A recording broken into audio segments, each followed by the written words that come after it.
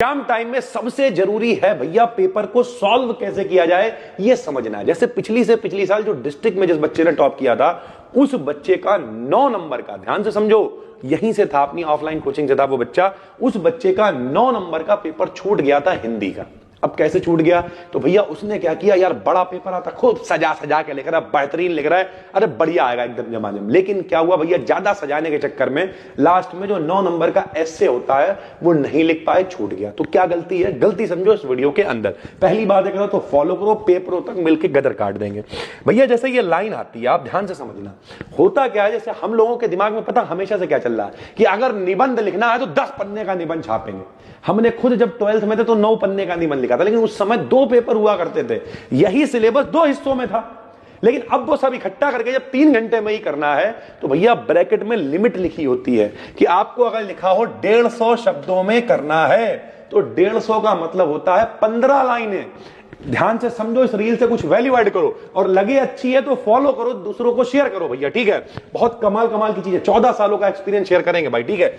एक लाइन के अंदर लगभग 10 शब्द गिने जाते हैं, तो आप देख लो 150 शब्द मतलब 15-16 लाइनें लिखनी है और एक कॉपी में लगभग 20-22-25 लाइनें होती हैं, मतलब एक पन्ने का निबंध लिख दोगे, परफेक्ट है।